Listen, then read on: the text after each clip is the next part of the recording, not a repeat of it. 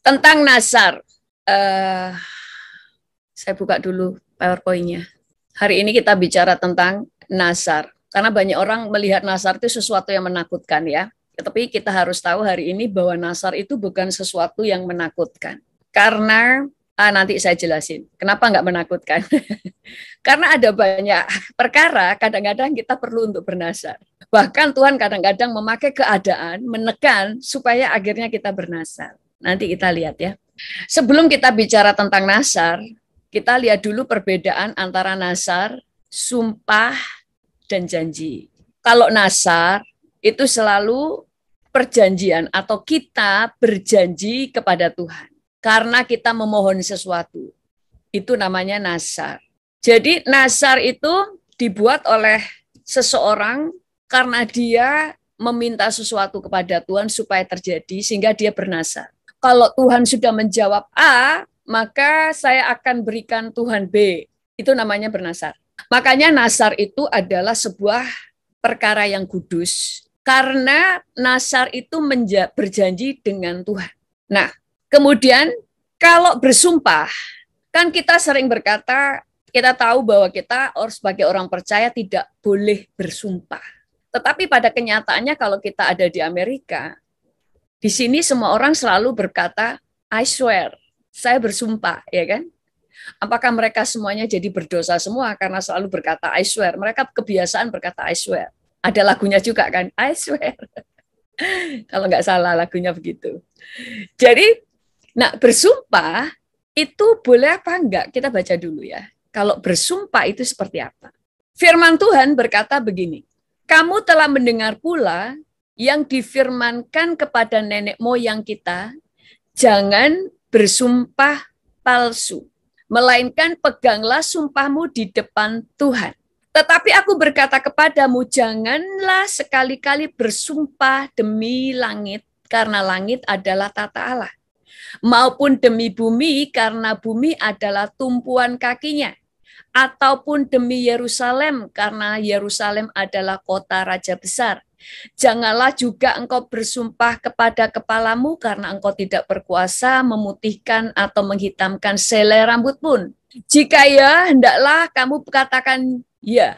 Jika tidak, hendaklah kamu katakan tidak. Apa yang lebih daripada itu berasal dari si jahat. Sumpah yang tidak boleh itu yang pertama dikatakan jangan bersumpah palsu. Berarti berdusta. Bersumpah untuk mendustai sesuatu. Kemudian yang tidak boleh adalah jangan sekali-kali bersumpah demi langit, demi tata Allah, demi ini, demi itu, demi ini. Nah itu yang nggak boleh. Tetapi sebagai orang percaya, jangan mudah, kita sebaiknya jangan bersumpah. Tetapi kan ada sumpah juga pada waktu seseorang menjadi presiden. Seseorang itu memangku sebuah jabatan penting, kan di situ mereka disumpah. Boleh enggak? Ya boleh, karena ini adalah sebuah sumpah karena kamu harus melakukan sesuatu sesuai dengan apa yang sudah, hukum yang sudah ada di situ. Bersumpah di sini adalah untuk menyatakan bahwa saya bersedia melakukan apa yang tertulis di dalam sebuah undang-undang di negara itu untuk kamu bisa laksanakan. Kamu bersumpah. Tetapi ada banyak orang dunia yang disumpah pun dia berdusta. Itu yang namanya sumpah palsu. Makanya saya pernah katakan salah satu penghujat Roh Kudus adalah seseorang, misalnya di Amerika nih karena negara Kristen, disumpah di atas Alkitab, mengaku sebagai orang Kristen. Dulu ada presidennya. Semua orang kagum, wah orangnya rajin ke gereja. Justru orang seperti ini bahaya. Ke gereja, bawa Alkitab, senyum-senyum, bersumpah di atas Alkitab, mengaku seorang Kristen, tapi hukum-hukum yang dia tetapkan semuanya melegalkan dosa. Nah ini kita bersumpah, boleh kan? Boleh untuk hal-hal yang demikian. Tetapi kita sendiri jangan sedikit-sedikit sumpah demi Tuhan. Karena seringkali kita itu ingin membenarkan diri dengan bersumpah pakai nama Tuhan. Padahal Alkitab berkata, jangan menyebut nama Tuhan Allahmu dengan sembarangan. Nah, kemudian, jadi tadi ya, bersumpah yang tidak boleh, satu, bersumpah palsu, kedua, bersumpah demi ini, demi itu, dan sebagainya. Tetapi pada waktu kita orang yang memimpin itu kan disumpah di atas firman Tuhan. Nah, itu berbeda ya. Jadi karena ada hukumnya untuk menyatakan orang ini siap di dalam memimpin pemerintahan, dia tidak akan keluar dari imannya dan dia tidak akan keluar dari hukum yang berlaku di negara itu. Lalu yang kedua, ini ada lagi ayatnya berkata begini, supaya tahu dulu. Tetapi yang terutama saudara-saudara, janganlah kamu bersumpah demi surga maupun demi bumi atau demi sesuatu yang lain. Jika ya, hendaklah kamu katakan ya, jika tidak, hendaklah kamu katakan tidak, supaya kamu jangan kena hukuman. Jadi ini Alkitab, firman Tuhan ini di Yakobus 5, mengulang dari yang ditulis tadi di dalam kitab Matius. Lalu ada lagi, yaitu janji. Kalau berjanji, seringkali kita berjanji antar manusia. Saya berjanji kepada teman, saya berjanji dengan seseorang. Itu adalah sebuah janji. Janji ini untuk menyatakan bahwa sesuatu, untuk menyatakan bahwa ini saya bisa dipercaya. Pada waktu saya berjanji, orang akan bisa tahu saudara itu adalah orang yang bisa dipercaya, mulutnya bisa dipegang, saudara adalah orang yang bertanggung jawab atau tidak. Dengan saudara berjanji dan saudara menepatinya, orang bisa tahu karakter saudara, bahwa saudara adalah orang yang bisa dipegang mulutnya, orang yang bertanggung jawab dengan perkataannya. Kecuali saudara mau menepati janji, tapi keadaan yang tiba-tiba tidak memungkinkan saudara menepati janji. Padahal saudara tidak punya niatan untuk tidak menepatinya. Contoh, saya berjanji saya akan datang ke rumah si A jam 7. Waktu perjalanan saya sudah perhitungkan 1 jam perjalanan pasti nyampe bahkan lebih awal dari janji saya. Tetapi di tengah jalan saya sudah datang lebih awal supaya kalau ada terjadi sesuatu saya tidak akan terlambat banyak. Tiba-tiba ternyata di situ ada pohon tumbang dan sebagainya sehingga saya nggak bisa lewat. Itu bukan saya tidak bisa menepati janji, tetapi keadaan yang membuat saya tidak menepati janji. Ada orang-orang yang saking takutnya sampai tidak pernah berjanji. Nah, ini orang seperti ini jangan berpikir bahwa orang seperti ini berarti orang yang bijaksana, nggak gampang berjanji. Ada dulu arek, selalu ngomong begini, nggak janji ya, nggak janji ya, nggak janji ya. Terus dia punya pacar. Saya bilang begini, kalau kamu sedikit-sedikit ngomong nggak janji, sebentar lagi kamu pasti diputus. Dan benar, dalam 2 minggu diputus. Kenapa? Setiap kali ditanya sesuatu, nggak janji ya, nggak janji ya. Terus nanti kalau ditanya, terus kamu serius nggak janji ya. Kamu nanti kalau kamu nanti pulang ke Indonesia nggak kira-kira, oh saya nggak janji ya. Saya bilang model kayak kamu pasti diputus. Kenapa? Orang itu harus tahu kamu itu punya tanggung jawab sehingga kamu bisa memberikan janji dan kamu bertanggung jawab untuk menepatinya. Nah, kita mulai melihat bahwa di dalam kehidupan kita tadi ya ada sumpah, ada janji, ada nasar. Nasar itu adalah sebuah perjanjian kudus karena kita mengikat di hadapan Tuhan. Nah, kemudian kesimpulannya, janji itu melibatkan kedua pihak untuk kayak kita beli sesuatu maka butuh materai untuk sebuah perjanjian dan sebagainya. Kemudian sumpah itu lebih tinggi dari sekedar janji karena kita disumpah untuk menjalankan sesuatu. Lalu nasar itu adalah ikatan perjanjian dengan Tuhan yang kita ikat sendiri.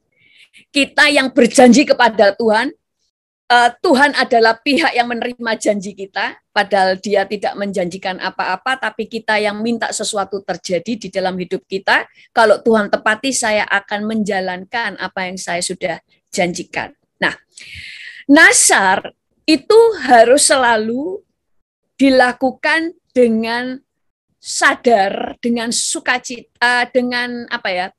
Dengan sukarela. Jadi tidak ada yang namanya nasar, orang itu dipaksa orang lain untuk bernasar. Kalau ada orang memaksa saudara untuk bermenasar, itu nggak sah di hadapan Tuhan. Karena nasar itu harus keluar dari dirimu sendiri. Tuhan tidak pernah menyuruh orang bernasar. Tapi kalau orang itu tiba-tiba bernasar sendiri, maka itu adalah janji dia di hadapan Tuhan. Tapi kalau orang lain yang menyuruh bernasar, ya itu bukan dari hati saudara. Maka itu nggak sah ya, nggak sah di hadapan Tuhan. Kalau secara hukum di dalam Alkitab kan selalu ada hukum-hukum. Sehingga kita tahu mana yang benar, mana yang tidak. Itu terdiri dari hukum-hukum. Nah, kita lompat lagi. Sebelum kita pelajari dulu tentang nasar. Di Alkitab itu banyak sekali orang-orang yang bernasar. Nah, saya hanya akan menulis beberapa orang yang bernasar. Sehingga kita akan nanti belajar bahwa Tuhan itu nggak seperti setan ya saudara. Kalau setan, saya itu lebih suka ngomong setan daripada iblis, karena iblis terlalu bagus. Setan itu suka mencuri, membunuh, membinasa, suka mencelakakan, tapi Tuhan tidak. Setiap orang ini yang bernasar, Tuhan itu juga bertanggung jawab atas kehidupan dia pada waktu dia melakukan nasarnya dengan berani. Di dalam Yakobus 5 ayat 12, kok ini tadi? Ini tentang Yakub. Oh, sebentar. Nasar harus dilakukan dengan sukarela. Nah ini, nasar harus dilakukan dengan sukarela di dalam Ulangan 23 ayat 23. Apa yang keluar dari bibirmu, haruslah kau lakukan dengan setia. Sebab dengan sukarela kau nasarkan kepada Tuhan Allahmu sesuatu yang kau katakan dengan mulutmu sendiri. Jadi kamu sendiri yang bukan karena ditekan orang lain, bukan karena Tuhan, tapi kamu sendiri tiba-tiba bernasar kepada Tuhan. Contoh orang-orang yang bernasar. Contoh yang pertama adalah Yakub. Yakub waktu itu bernasar di dalam Kejadian 28 ayat 20 sampai 22. Lalu bernasarlah Yakub, jika Allah menyertai dan akan melindungi aku di jalan yang kutempuh ini, memberikan kepadaku roti untuk dimakan dan pakaian untuk dipakai, sehingga aku selamat kembali ke rumah ayahku, maka Tuhan akan menjadi Allahku. Dan batu yang kudirikan sebagai tugu ini akan menjadi rumah Allah. Dari segala sesuatu yang kau berikan kepadaku, akan selalu kupersembahkan 1/10 kepadamu. Yang pertama, dia bernasar kalau dia disertai dan dilindungi Tuhan, dan Tuhan selalu mencukupkan kebutuhannya, mau makanan, pakaian, itu dicukupkan Tuhan, dan dilindungi Tuhan, dia berjanji, maka Tuhan akan menjadi Allahku. Tadinya dia belum menjadikan Tuhan Allahnya, tetapi dia selalu menyebut Tuhan Allahnya Bapakku, Tuhan Allahnya Abraham, dan sebagainya. Atau Tuhan yang disembah oleh Abraham, Tuhan yang disembah oleh ayahku. Tetapi dia berjanji Tuhan akan menjadi Allahku. Lalu juga kedua, dari segala sesuatu yang engkau berikan kepadaku, akan selalu kupersembahkan 1/10 kepadamu. Dia membuat nasar kepada Tuhan. Dan kita melihat Yakub melakukan nasarnya pada waktu Tuhan menjawab apa yang menjadi pergumulannya. Dia menjawab, dia melakukan, Tuhan melakukan bagiannya, maka Yakub menepati janjinya. Kemudian yang kedua, orang Israel. Orang Israel juga pernah bernasar di dalam Bilangan 21 ayat 1 sampai 3. Raja negeri Arad, orang Kanaan yang tinggal di tanah Negeb, mendengar bahwa Israel datang dari jalan Atarim. Lalu ia berperang melawan Israel dan diangkutnya beberapa orang tawanan daripada mereka. Maka bernasarlah orang Israel kepada Tuhan, katanya, Jika engkau serahkan bangsa ini sama sekali ke dalam tangan kami akan menumpas kota-kota mereka sampai binasa. Tuhan mendengarkan permintaan orang Israel, lalu menyerahkan orang Kanaan itu, kemudian orang-orang itu dan kota-kotanya ditumpas sampai habis. Itulah sebabnya tempat itu dinamai Horma. Waktu itu bangsa Israel kepepet, lalu Israel membuat nasar kepada Tuhan. Dan Tuhan benar-benar menjawab doa orang-orang Israel. Nanti saudara baca sendiri. Yang kemudian orang Israel pun mereka melakukan nasarnya. Kemudian Yefta. Lalu bernasarlah Yefta kepada Tuhan. Katanya, jika engkau sungguh-sungguh menyerahkan Bani Amon itu ke dalam tanganku, maka apa yang keluar dari pintu rumahku untuk menemui aku pada waktu aku kembali dengan selamat dari Bani Amon, itu akan menjadi kepunyaan Tuhan. Dan aku akan mempersembahkannya sebagai korban bakaran. Lalu Hana.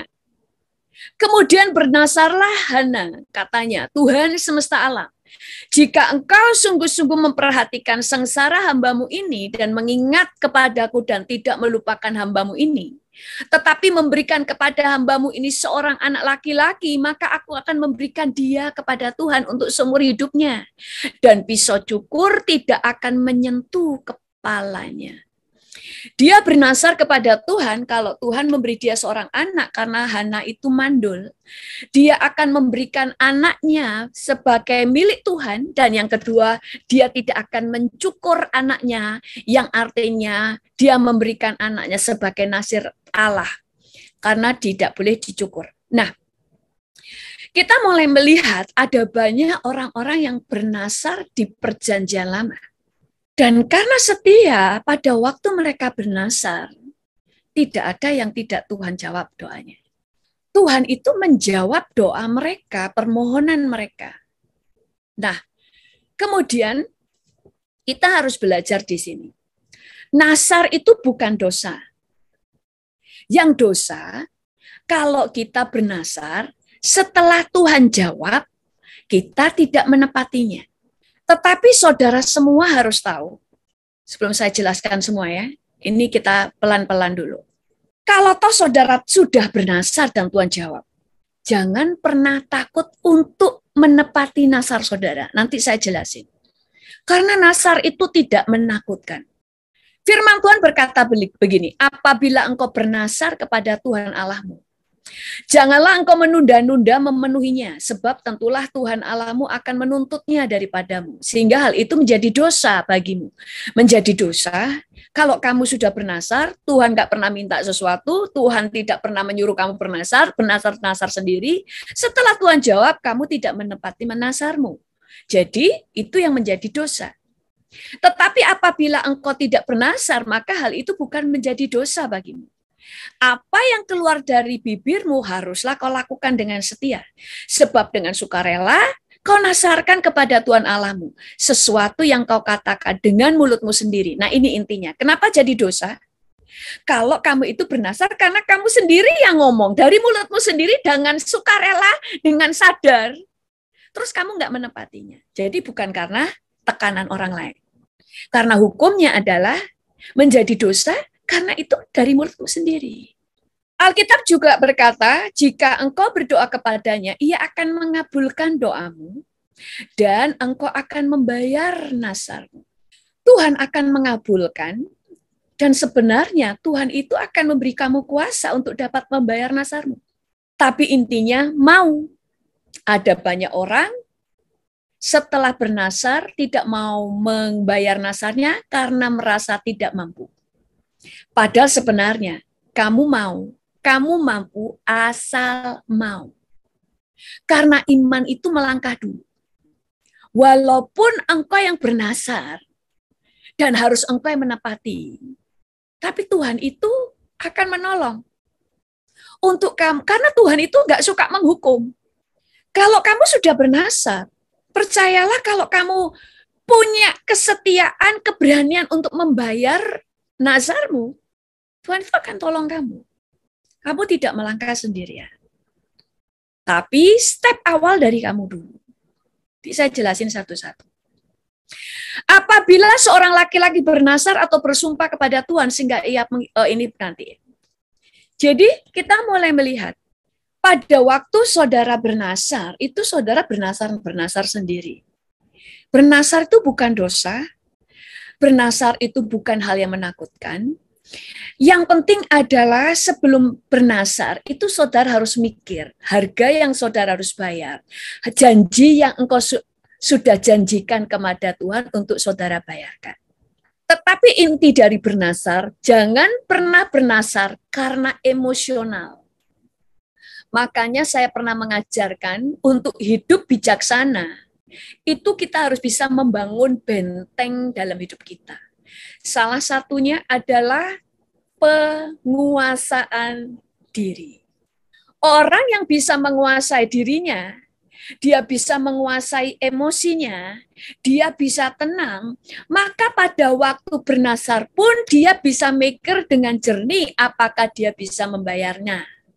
Sehingga dia tidak bernasar sembarangan, asal ngomong, orang Jawa bilang asal jeplak. Seperti hanya Yefta, dia langsung ngomong, apapun yang keluar menyambut aku, dia aku persembahkan dengan Tuhan. Dia gak mikir, lu kan ada anaknya, ada binatang di situ, ya semuanya bisa menyambut dia duluan. Wong dia punya anak yang mengasihi dia. Tetapi kita melihat, walaupun itu berat, karena dia menyayangi anaknya, kan? Karena dia mempersembahkan anaknya, kan dia harus terpisah dari anaknya. Tapi kalau saudara lihat, anaknya itu justru menguatkan hati bapaknya. Walaupun tadinya sedih. Yang menunjukkan Tuhan itu menuntun anaknya juga. Tetapi sebenarnya dia termasuk sembrono di dalam bernasar. Bernasar itu kita berjanji memberikan sesuatu kepada Tuhan. Tetapi saudara harus bisa ukur, nilainya itu harus sebanding. Misalnya nih, ada orang yang ngasih contoh itu begini. Hanya karena pilek, takut anaknya pilek nih. Tuhan, kalau kau sembuhkan anakku dari pilek, aku akan persembahkan rumahku. Nah ini nasar emosional. Nggak cocok dengan apa yang kamu minta, bayarannya terlalu besar. Padahal dengan pilek aja saudara udah 2 hari sudah sembuh. Saudara pertaruhkan rumahmu. Ini emosional. Makanya setelah dijawab, mikir, loh, cuma pilek kok, aku kok mau ngasih rumah. Nah, itu salah sendiri. Padahal nasar itu juga sesuatu yang powerful, saudara. Tapi harus dilakukan dengan bijak. Harga yang kamu bayar harus seimbang. Permintaanmu apa, yang kau persembahkan apa. Sama seperti Hana. Tuhan, kalau kamu persembahkan anakku, kau memberikan aku anak, aku akan persembahkan kepadamu. Karena yang dia harapkan oleh Hana itu sebenarnya aibnya ini diambil. Karena kalau dia punya anak, zaman dulu kalau tidak punya anak itu aib. Jadi bagi dia cukup punya anak dan anaknya dibawa, dia persembahkan kepada Tuhan, sehingga dia tidak menggendong anaknya setelah gede. Dia hanya akan membina dia hanya beberapa bulan sampai lepas susu, dia persembahkan kepada Tuhan. Tetapi kan tujuan utama dia adalah aibnya diangkat. Dia tidak lagi dapat dihina sama madunya. Madunya kan selalu menghina dia karena dia diangkat mandul berarti kena kutuk. Cukup bagi dia bisa membuktikan, saya bukan orang yang dikutuk. Buktinya aku sekarang punya anak. Walaupun kemudian anaknya persembahkan. Dia siap. Karena pada awalnya memang bagi dia anak penting. Tapi tujuan utama adalah aibnya diangkat. Untuk membuktikan dia bukan orang yang dikutuk. Itu namanya saudara bernasar. Tetapi dalam keadaan tenang, saudara itu mikir dengan jernih. Tetapi pada waktu kita bernasar, kita mempersembahkan sesuatu yang menyukakan Tuhan. Yang menguntungkan Allah, menguntungkan kerajaan Allah. Kayak tadi itu kan, aku persembahkan anakku. Loh Tuhan senang kan? Loh senang. Kalau ada orang yang dipersembahkan untuk menjadi miliknya Tuhan, oh Tuhan senang. Kalau itu jiwa karena Tuhan itu bisa melakukan segala sesuatu kepada anak ini seperti yang Tuhan mau. Karena seseorang itu kan punya hak untuk memilih, tapi kalau dia dipersembahkan, jadi Tuhan punya hak atas hidup dia, Tuhan akan tuntun hidupnya. Waktu Hana melakukan nasarnya, saudara lihat, apakah hidupnya hancur? Tidak. Anaknya menjadi nabi besar. Dikasih Tuhan dan dikasih manusia, Tuhan katakan. Alkitab yang berkata, Samuel menjadi semakin besar dan dia semakin dicintai Tuhan dan dikasih manusia. Semakin dikasih Tuhan dan dikasih manusia. Dan si Hana setelah mempersembahkan anaknya yang dinasarkan. Sekali lagi, Tuhan itu bukan setan. Yang suka menghancurkan dan merugikan. Toh kamu yang bernasar, ya bayar. Titik. Enggak. Tuhan itu mengasihi dan menghargai orang yang setia. Waktu dia bernasar akan mempersembahkan anaknya. Pasti juga waktu lihat anaknya imut-imut gitu ya, pasti ya juga kepengennya menahan ya kan. Tapi dia bernasar dan dia serahkan kepada anak Tuhan. Apa yang terjadi pada Hana? Hana diberi anak 5 lagi, 3 laki-laki dan 2 perempuan lagi. Karena Tuhan itu enggak suka berhutang. Seseorang terlanjur bernasar. Saudara tidak sedang membayar nasar kepada setan. Bayarlah nasarmu. Jangan takut. Maka tadi Tuhan katakan, Tuhan menjawab doamu. Dan kamu akan membayar nasarmu. Tidak dikatakan, dan kamu harus membayar nasarmu. Waktu Tuhan menjawab doa, dan kamu akan membayar, karena Tuhan akan memberi kamu kemampuan untuk membayar. Tapi mau dulu, lakukan dulu. Selebihnya Tuhan yang kerjakan. Tetapi kita itu menjadi orang bijak tidak dengan sedikit-sedikit bernasar. Karena kita itu harus belajar dulu bisa dipegang perkataan kita. Makanya kan kita ada janji dengan orang. Kalau sama orang saja, saudara itu nggak pernah menepati janji. Nasar nggak mungkin saudara bisa menepati. Saudara nggak menepati janji kepada orang 1-2 kali, ya paling tidak terjadi apa-apa. Tapi kemudian saudara tidak dipercaya orang. Tapi nasar itu adalah perjanjian yang kudus, yang saudara ikat-ikat sendiri. Tidak bernasar, tidak berdosa.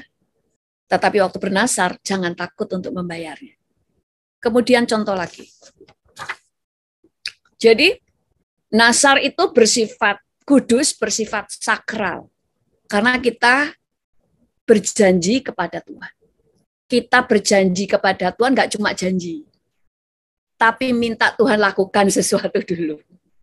Baru saya lakukan sesuatu. Ya kan? Ini kan seakan kita yang merintah Tuhan kan? Tuhan, berkati saya, nanti saya memberikan sesuatu. Coba saudara lihat Yakub. Dia bernasar, Tuhan, kalau Engkau menyertai perjalananku, dan Engkau melindungi aku, dan Engkau memberi aku mencukupkan kebutuhanku, makanan, pakaian, maka semua berkat yang Engkau kuberikan kepadaku, kuberikan 10%. Apakah waktu dia membayar nasarnya, dia jadi bangkrut? Karena pada waktu seseorang terbukti setia, perkataannya bisa dipercaya. Dia bisa dipercaya itu. Tuhan itu suka dengan orang yang setia. Sehingga Yakub itu nggak cuma dikasih makanan dan pakaian. Dia diberkati luar biasa. Bahkan waktu masa kelaparan, khusus Tuhan ambil Yusuf untuk memerintah di Mesir. Orang asing di Mesir, tapi dia dihormati kayak mereka pemilik kerajaan. Kayak mereka adalah pemilik Mesir. Tidak ada orang yang berani menyentuh keluarganya Yusuf. Kenapa? Karena Tuhan kita itu Allah yang baik. Kamu yang nasar-nasar sendiri, Tuhan nggak nyuruh. Tapi Tuhan tahu orang ini sangat kepengen dijawab doanya. Oke, tak jawab doanya. Tapi enggak, Tuhan itu sifatnya itu. Tuhan itu kan membangkitkan anak-anak Allah yang punya karakter Allah. Makanya kalau dia tidak menepati janji ya dosa. dosa harus dihukum. Tetapi waktu dia melakukan apa yang dia nasarkan, sebenarnya itu kan dia melakukan nasarnya, sudah tahu dia nasar-nasar sendiri, Tuhan sudah ngasih yang dia minta kok. Selesai kan? Tapi Tuhan enggak. Kesetiaanmu ada upahnya. Tuhan baik kan? Dia yang nasar, dia yang minta, Tuhan bayar. Tuhan memberikan apa yang dia minta, dia membayar apa yang dia janji-janjiin sendiri. Tapi Tuhan tidak hanya memberkati dia waktu dia setia, ada upah. Tuhan menolong dia. Karena Tuhan itu setia. Tuhan kita tidak suka merugikan. Tapi kita seringkali sudah terintimidasi iblis. Mau bayar ini nanti, jangan. Lakukan saja dulu dengan percaya. Pada waktunya Tuhan akan tunjukkan pertolongannya. Karena Tuhan itu mau melihat, kamu itu bisa dipercaya enggak? Kamu setia enggak? Tapi karena Tuhan kasih, kadang-kadang ada orang yang bernasar, Tuhan enggak jawab. Daripada dia nanti tidak menepati nasarnya. Daripada dia nanti berdosa. Karena tidak cukup iman dia. Ada orang yang sudah dewasa rohani. Tuhan jawab, Tuhan tahu nanti orang ini nggak akan menggenapi nasarnya. Tapi karena dia dewasa rohani, waktu dipukul Tuhan langsung sadar nanti. Tapi yang tidak dewasa, waktu dipukul tambah kecewa. Kadang-kadang tidak dijawab. Karena orang ini susah. Nggak nepati dosa, dipukul supaya sadar tambah murtad. Mending nggak dijawab. Karena Tuhan setia. Tetapi saya mau bukakan di sini bahwa nasar itu nggak menakutkan bagi orang yang mengenal Tuhan. Bahkan ada banyak hal yang kadang kita perlu untuk bernasar. Nanti saya akan bukakan. Ada banyak keadaan yang kadang-kadang kita itu perlu bernasar.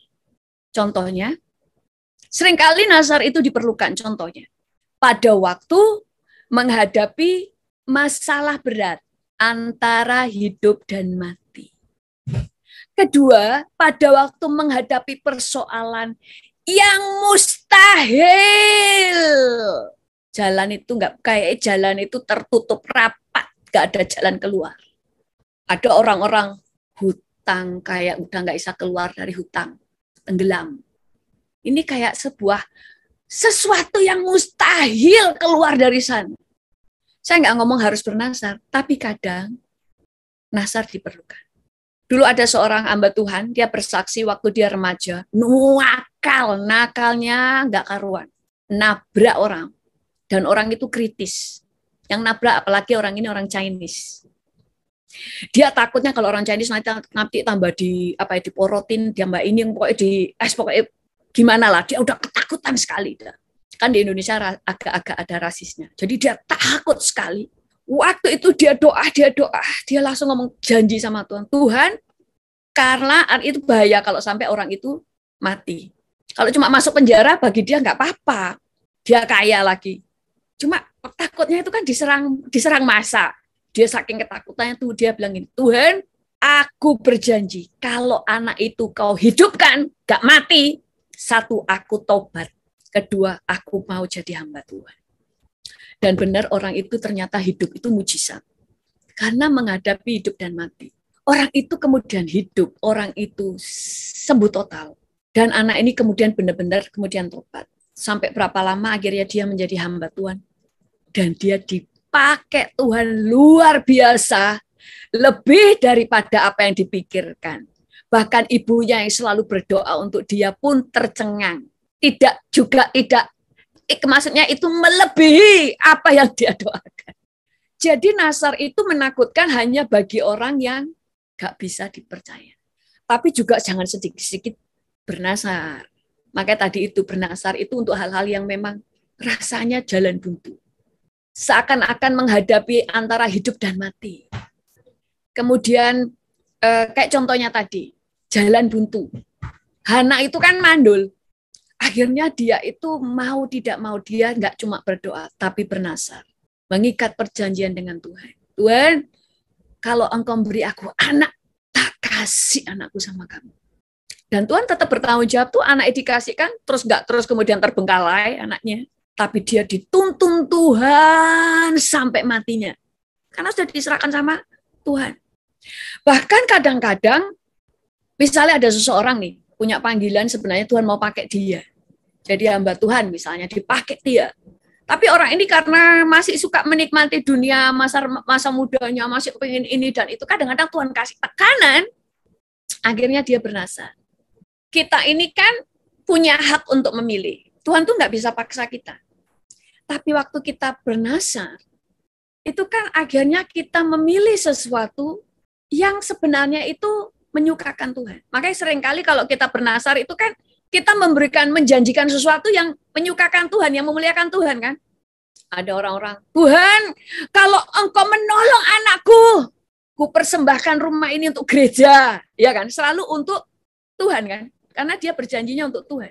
Tuhan, kalau Kau sampai membuka jalan bagiku, aku akan melayani orang-orang miskin. Aku akan terjun ke orang-orang miskin.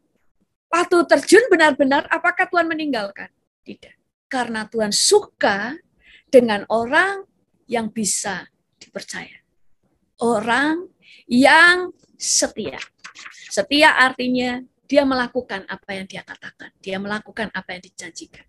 Pilihannya cuma dua. Kamu dihukum karena tidak menepati janji. Atau kamu menepati janjimu dan Tuhan akan menuntun hidupmu. Setelah janjimu, kamu lakukan dulu. Untuk membuktikan bahwa saudara bisa dipercaya, bahwa saudara setia. Nah itu hebatnya Tuhan. Tapi kalau setan, orang mengikat perjanjian, bernasar sama setan, setan akan memeras hidupnya, dia terikat dengan janjinya, dan tidak akan pernah bisa keluar walaupun dia menepatinya. Itu kayak rentenir. Walaupun engkau membayar, uang pokoknya sudah terbayar, bunganya terus bunga berbunga, nggak pernah habis. Itulah iblis. Makanya Tuhan membenci rentenir. Karena setan itu kayak rentenir. Bunga berbunga, kebut, ngebut bunganya itu, terus. Kalau enggak kamu langsung lunasi semuanya, tapi enggak jelas lunasnya seberapa. Karena uang pokoknya sudah dilunasi, bunga berbunga, hitungannya enggak jelas. Saudara pengen ngelunasi juga enggak jelas hitungannya. Itu kayak setan. Makanya Tuhan benci rentenir. Karena kamu sifatmu sudah kayak setan. Kalau rentenir, kamu orang itu sudah mulai bayar terus bunga-bunganya, harus jelas. Kalau kamu lunaskan begini sudah jelas. Atau kalau kamu orang percaya, bebasin. Dia kan sudah membayar bunga-bunganya. Sudah lepasin. Karena akar segala kejahatan adalah cinta akan uang. Nah, tadi saya mengatakan kita itu makanya ada penguasaan diri. Penguasaan diri di dalam supaya kita bisa mikir dengan jernih, supaya kita ini tidak emosional waktu bernasar, kayak panik, jangan sampai seperti Yefta.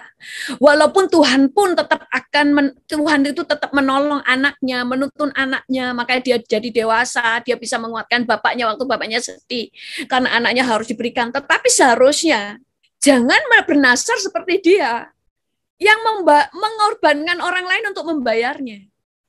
Kecuali kayak dia mempersembahkan Hana anaknya kan dari bayi ya.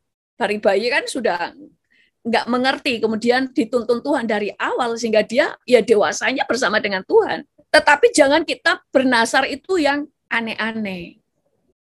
Tapi kalau cuma kayak misalnya, Tuhan anakku ini sakit, kalau dia sampai sembuh, aku persembahkan dia kepadamu. Pakai hidupnya, tidak apa-apa. Hal-hal yang jangan sampai yang emosional dipersembahkan anaknya. Tapi kalau si Yefta itu kan setelah sadar, loh kok anakku yang keluar, terus dia sedih. Berarti kan dia ngomongnya nggak dipikir. Tapi seharusnya kan kalau saudara bernasar, saudara tahu apa yang saudara akan nasarkan, dan saudara tahu bahwa itu akan saudara lakukan. Saya pun sekarang saya sudah sedang bernasar, punya nasar saya dengan Tuhan. Tuhan, kalau kamu lakukan ini, saya akan berikan ini. Suatu saat kalau sudah digenapi, baru saya akan berjanji, akan kasih tahu. Tapi kalau nggak digenapi, mungkin Tuhan takut saya nggak menepati janji. Jadi kadang-kadang bernasar perlu pada waktu menghadapi hidup dan mati. Dulu ada banyak orang yang udah mau mati ya kan. Nasar, Tuhan aku akan memakai hidupku. Kalau kau sembuhkan aku akan melayani engkau seumur hidupku. Tapi kalau toh harus mati, saya juga bersyukur.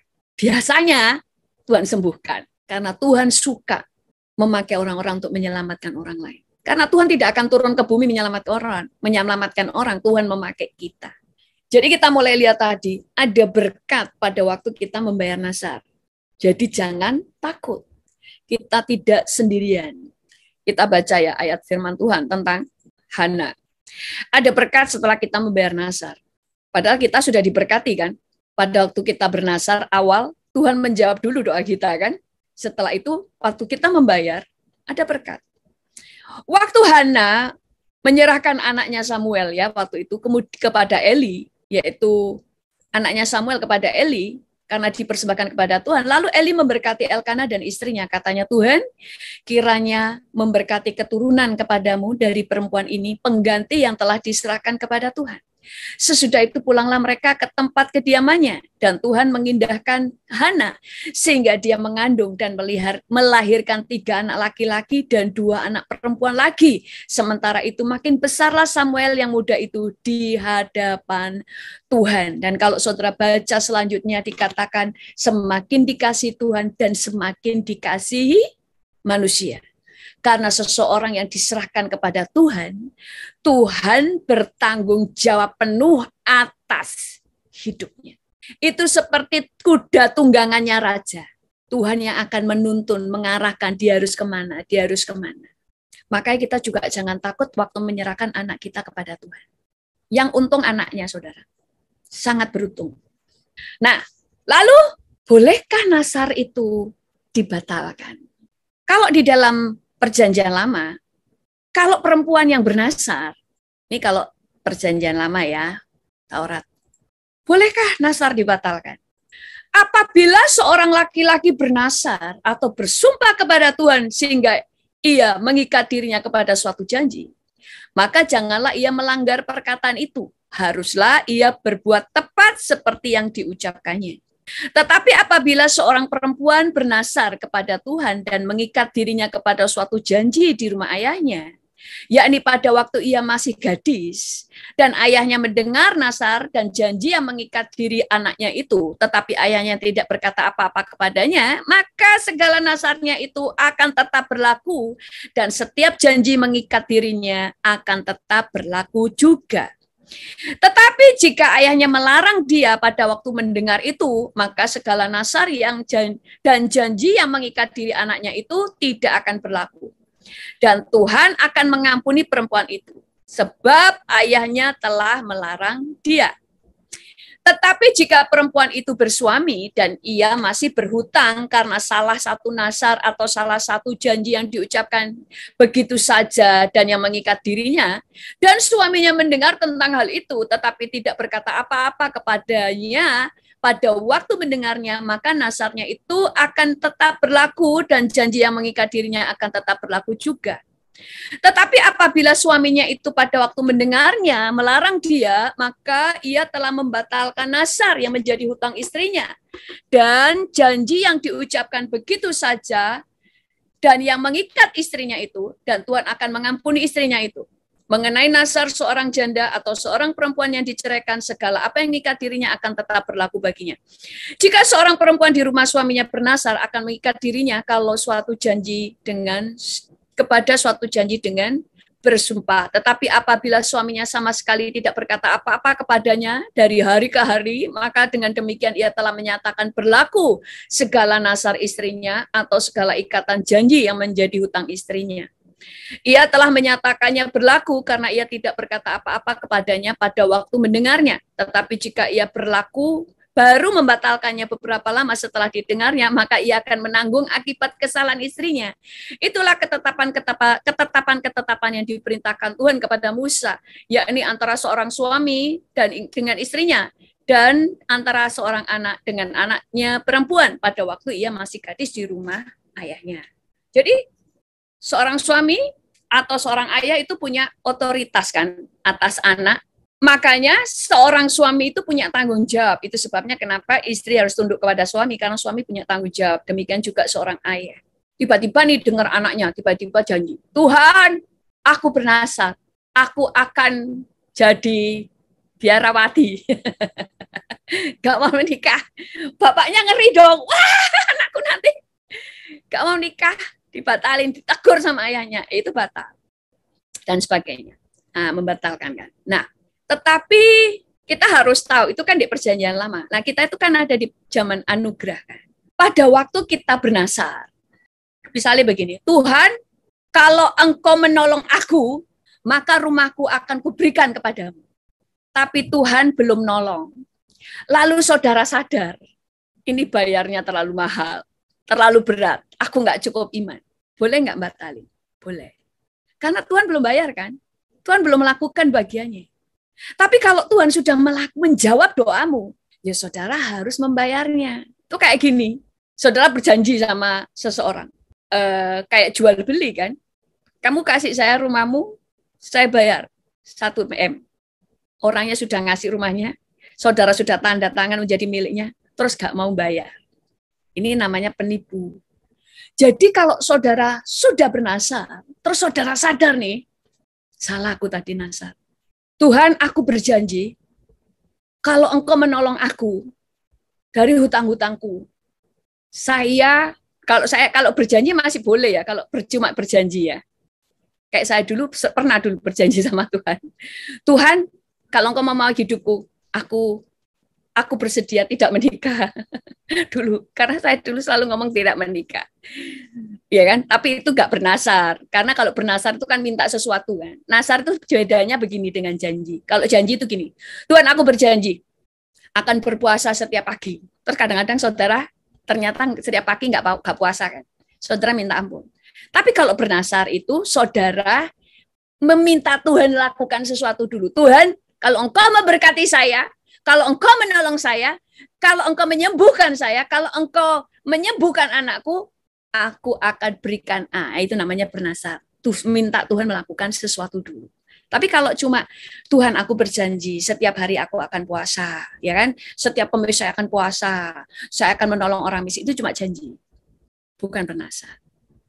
Saudara bisa minta ampun kepada Tuhan. Nah, pada waktu bernasar pun demikian. Kenapa? Ini ayat firman Tuhan. Atau apabila seseorang bersumpah teledor dengan bibirnya hendak berbuat yang buruk atau yang baik, sumpah apapun juga yang diucapkannya dengan orang dengan teledor, tanpa menyadarinya hal itu, tetapi kemudian ia mengetahuinya, sadar ya, dia salah ngomong, maka ia bersalah dalam salah satu perkara itu, teledornya itu. Jadi apabila ia bersalah dalam salah satu perkara itu, haruslah ia mengakui dosa yang telah diperbuatnya itu, dan haruslah ia mempersembahkan kepada Tuhan sebagai tebusan salah karena dosa itu, seekor betina dari domba atau kambing menjadi korban penghapus dosa.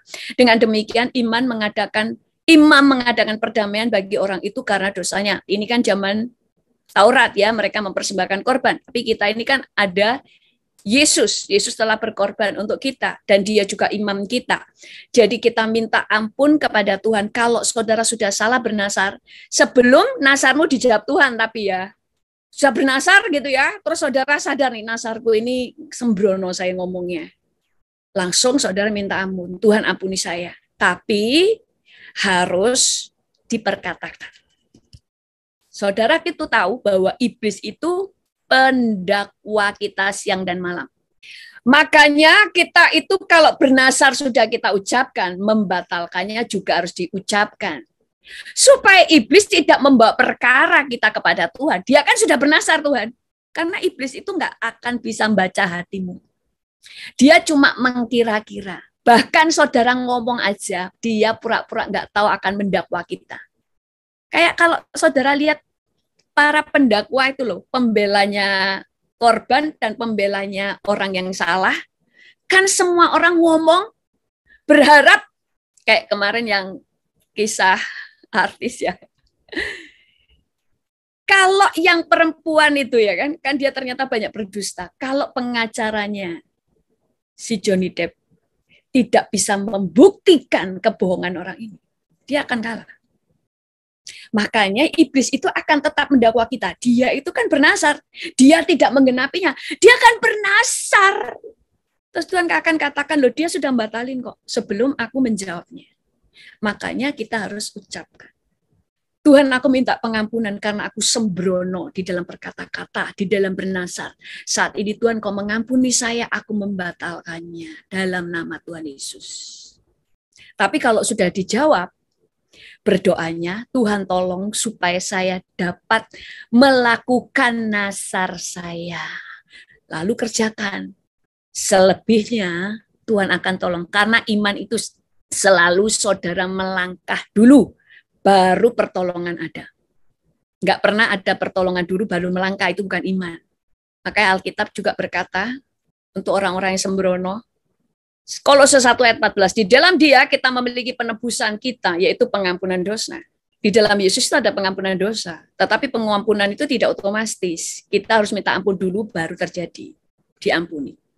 Tentang Dialah semua nabi bersaksi bahwa barang siapa percaya kepadanya, ia akan mendapat pengampunan dosa oleh karena namanya.